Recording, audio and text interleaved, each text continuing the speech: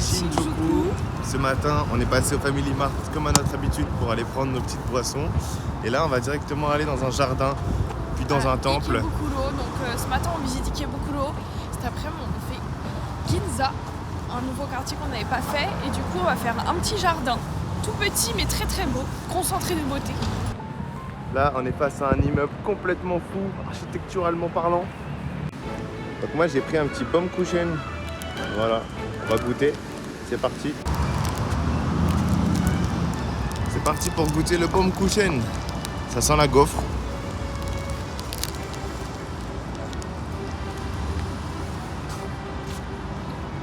C'est une dinguerie. C'est archi bon. 10 sur 10. C'est moelleux. Ça a le goût de la gaufre. C'est gourmand. On y retourne.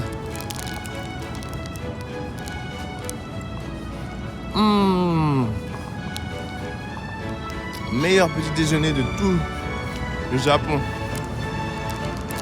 Moi,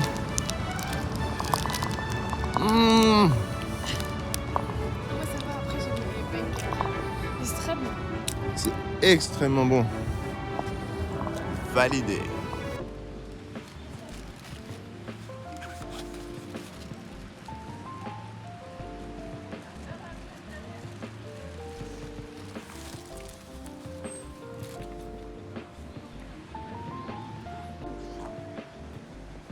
Des petits poissons qui mangent.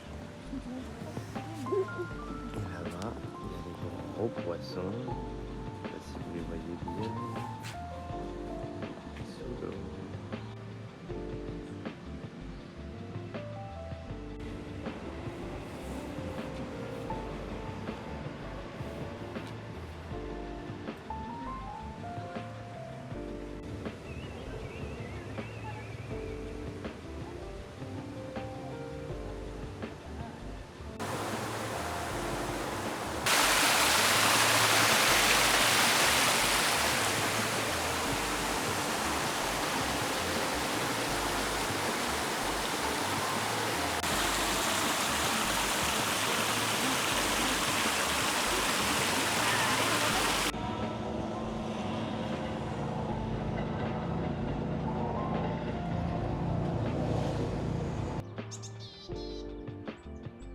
Hello tout le monde, aujourd'hui on est au Kishimoji-do, donc un ancien temple indien qui est juste ici, donc un ancien temple indien avec à sa tête une petite ogresse qui est représentée, voilà, donc là le petit bonhomme rouge c'est une petite ogresse qui est représentée, qui à l'époque mangeait des enfants, et du coup il y a eu quelqu'un qui un jour lui a volé son enfant à cette ogresse pour lui faire comprendre à quel point c'est horrible ce qu'elle fait. Kishimojin, je crois que ça voulait dire ogre. Ce lieu est devenu un lieu de culte pour que du coup les enfants soient protégés de tout type de malheur. Et du coup les parents viennent ici pour prier pour qu'il n'arrive rien à leurs enfants. Donc c'est un temple qui date du XVIIe siècle et qui est un temple hindou. C'est magnifique, le lieu aussi est magnifique, hein. Surtout en période d'automne, vous pouvez voir les magnifiques couleurs d'automne qui se marient très bien avec ce temple. Donc franchement c'est validé. On est près du quartier de Ikebukuro et c'est en fait ultra validé. Le lieu est propre, c'est magnifique. Voilà. Et là il y a une petite dame qui vend des friandises. Donc c'est assez exceptionnel cette boutique parce que c'est une boutique qui est sur 7 générations et du coup ces 7 générations se passent la boutique de bonbons des années après années. Donc c'est juste magnifique et c'est pour ça que d'ailleurs que les gens viennent encore acheter leurs bonbons car c'est un lieu historique tout simplement et les bonbons sont juste excellents car ils sont faits maison pour la plupart. Pas tous bien sûr, mais voilà, les petits caramels ne bougent pas on va dire. Donc voilà pour ce magnifique temple de Kishimojin. Et aussi à ce temple on peut retrouver des torii vraiment très beaux avec ses couleurs d'automne. Je vous fais le petit passage. Voilà, c'est très très beau.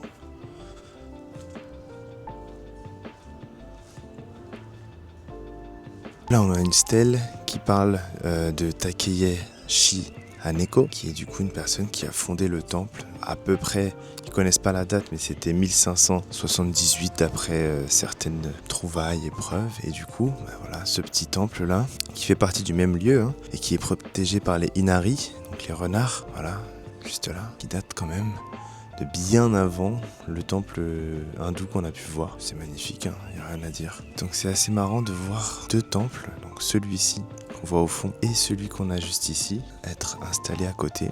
Et du coup, voilà, ça raconte l'histoire, cette petite stèle de ce temple qui est ici, mais qui me paraît un peu abandonné parce qu'il y a des petites gravats partout, les trucs sont pas très bien nettoyés, la stèle aussi un peu prend la mousse. Donc voilà, je pense qu'il a besoin d'une bonne rénovation, en fait. Et c'est fou cet arbre. Vous avez vu les stalactites là ? Il y a des sortes de stalactites en bois qui en descendent. J'ai jamais vu ça de ma vie. Vous avez vu ? Donc l'arbre a 700 ans, comme a dit Mathilde. Donc c'est ultra impressionnant. Hein. Et en plus de ça, du haut de ses 700 ans, il a des stalactites qui poussent. Je trouve ça fou. C'est fou. Waouh, c'est super impressionnant les stalactites d'arbres là, comme ça là. S'il y en a qui s'y connaissent, n'hésitez pas à écrire dans les commentaires. Pourquoi est-ce qu'on a des pics comme ça qui descendent de cet arbre ? Parce que là, je trouve ça un peu impressionnant. Voilà, cet arbre qui est à côté de ce temple. Et de celui qui est là-bas. Donc il est peut-être super béni. Je vois que ça pousse à mort quoi. Même à ses racines, on voit qu'il y a des herbes qui poussent encore. Bon, j'imagine bien sûr qu'on n'a pas le droit d'y aller parce qu'il y a des barrières. J'aurais bien aimé lui faire un petit câlin histoire d'être béni. Mathilde qui ramasse les feuilles mortes, c'est pas une mauvaise idée. Peut-être faire un herbier d'arbres de 700 ans, ça peut être cool. Mais ouais, moi je reste impressionné par ces branches qui tombent vers le bas comme ça là. C'est fou. Bien sûr les racines voilà, qui sont là.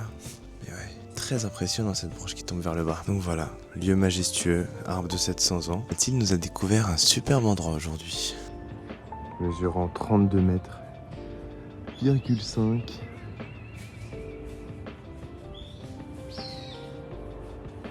C'est juste incroyable. Nous revoilà en direct du jardin de Shinzanso. Donc c'est le jardin d'un hôtel 5 étoiles grand luxe je crois. Et en face de nous il y a une magnifique pagode. Qui a été offerte par la ville de Kyoto que vous n'aviez pas entendu.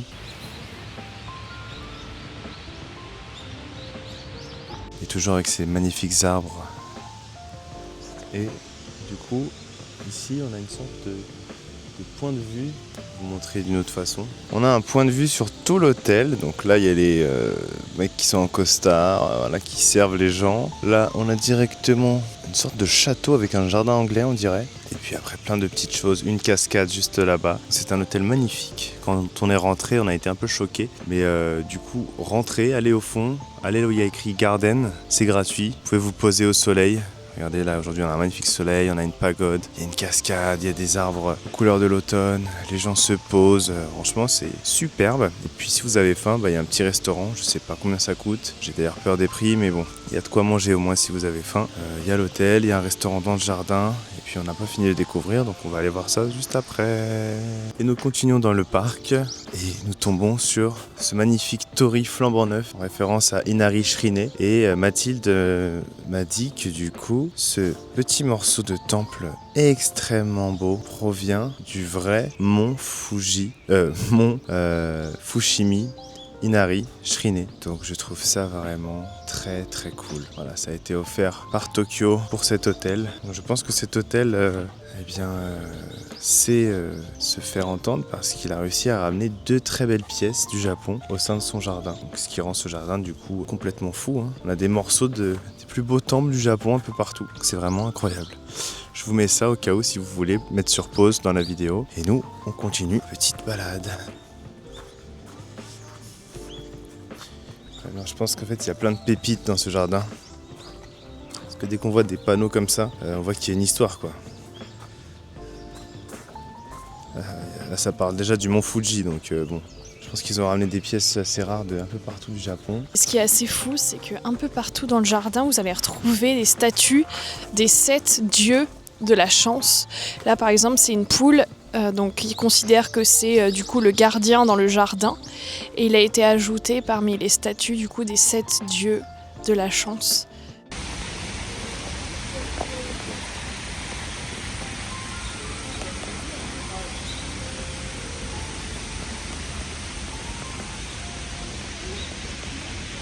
incroyable. On vient d'être servi, donc là Mathilde a reçu exactement ce qu'elle aime, c'est-à-dire de la crevette. Tu peux nous montrer ce qu'il y a en dessous? Merci Amore. Voilà, c'est magnifique, c'est très beau. Ok, donc là on va avoir une soupe miso des ténèbres et ici le plat de résistance. Regardez-moi ça. C'est ultra magnifique. Donc c'est parti pour goûter. Malheureusement on doit faire vite parce que le resto ferme dans 30 minutes. Donc on a eu la chance de pouvoir y goûter, donc c'est parti.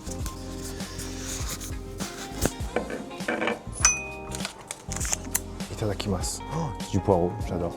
J'ai des... Donc là, champignons, on voit pas, c'est pas grave.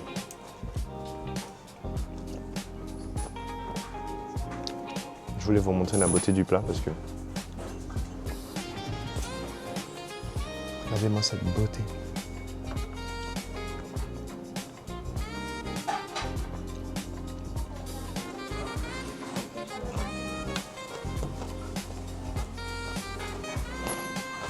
Tout est excellent. Il y a une petite pièce de viande avec un os. L'os vient de se faire jeter par la viande. C'est juste incroyable. Juste incroyable.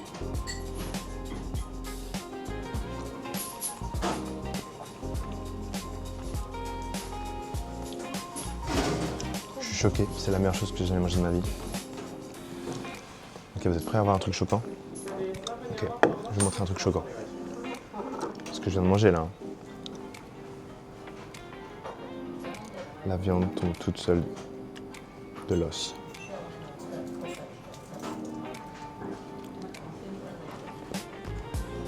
C'est quoi ce délire? C'est le meilleur plat que j'ai jamais mangé de ma vie. Sauce sucrée. Poireau croquant. Meilleure adresse du Japon. Les œufs sont incroyables. Vous voyez là, il y a un os.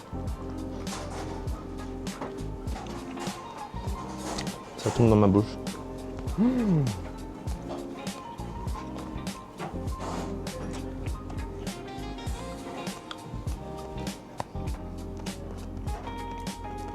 Je suis choqué. Je suis choqué.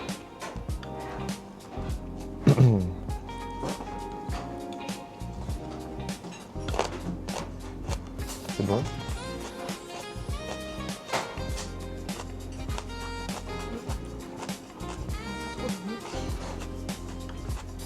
T'as mis là-dedans? Ouais, ça se mange froid. Ah ouais?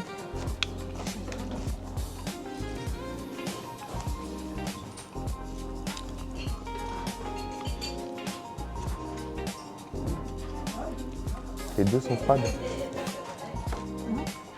Les deux sont froides? Ok. T'as trop le seum. T'as trop le seum, ma chérie. Il faudra que tu manges des trucs dans mon assiette.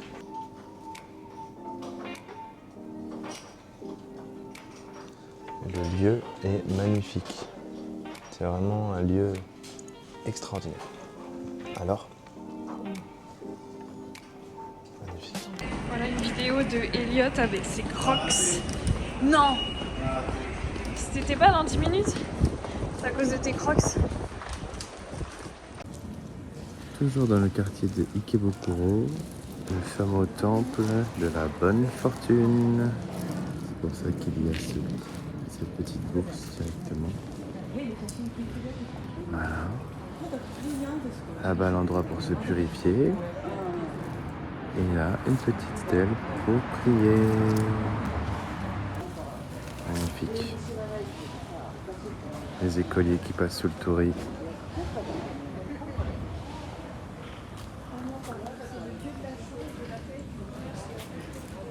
Alors pardon, c'est le dieu de la chance, de la pêche et de la prospérité. C'est le Otori Shrine. C'est le Otori Shrine. Là on vient de sortir de chez Paul, au Japon. On va goûter. C'est parti, tu es prête? Là, on va être saignant sur le verdict en fait. Voilà.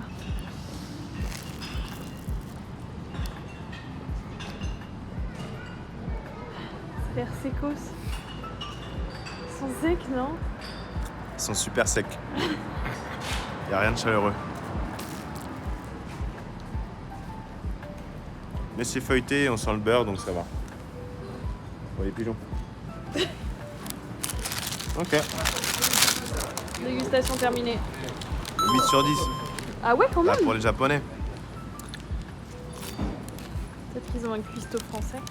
Je Un pense que boulanger c'est ça. français. Ou les machines françaises, ou un truc comme ça. Parce qu'ils ont vraiment, genre, des croissants, des pains au chocolat. Ils ont tout noté en français. Beaucoup de bière aussi, du vin.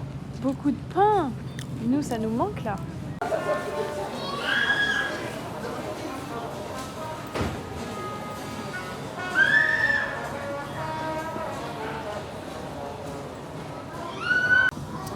Nous voilà dans le quartier de Nakano Broadway, à Nakano. C'est un endroit où il y a énormément de boutiques pour faire du shopping. Et du coup, là, on va se balader directement dans ce quartier jusqu'à 19h à peu près, pour ensuite aller au restaurant de pêche. Donc voilà, on va découvrir Nakano Broadway et c'est plutôt stylé. Hein.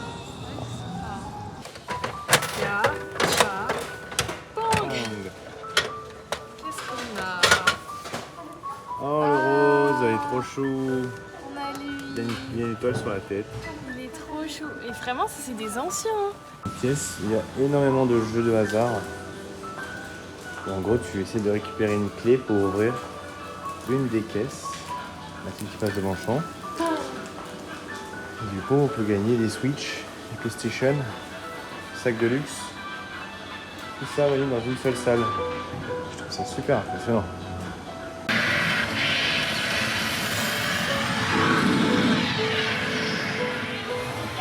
Je me fais baiser la gueule, j'ai pas compris les règles. C'est horrible. C'est la pas super stylé. À l'attaque.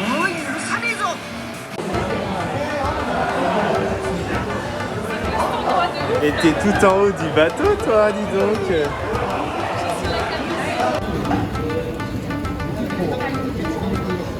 Déjà, t'as sur le poisson.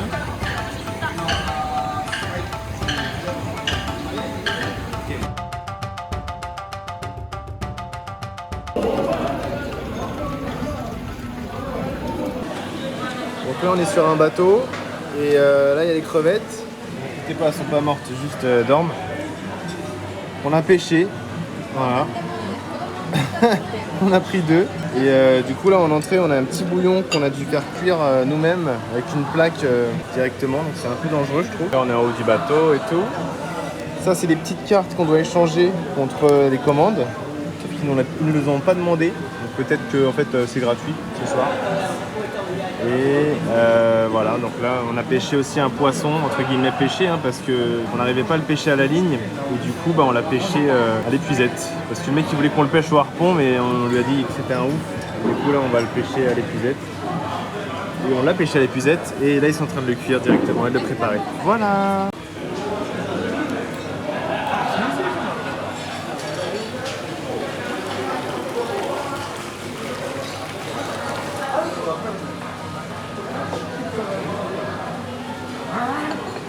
Donc là, on vous explique. En fait, on avait un super bol de riz vraiment magnifique à côté de nous. Vraiment une petite boule qui serait passée crème avec le poisson en fait. Et là, la meuf, elle arrive, elle allume le chauffe-eau et elle se met à étaler tout notre riz dans la sauce. Et elle dit « Porridge !» Et là, on est en mode « Oh putain, on a trop dégoûté. » On va continuer notre poisson.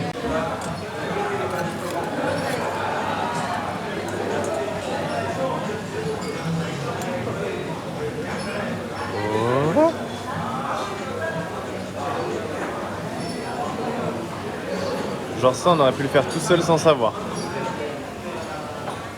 Tu m'as tué avec ta petite réponse discrète. Ok. Mais en fait, peut-être ça va être un banger. Hein. Ouais.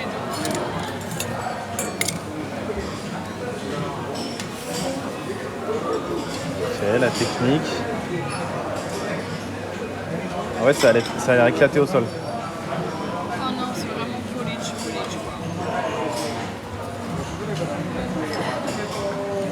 Avec de l'omelette. C'est vraiment du porridge. Arigato gozaimasu.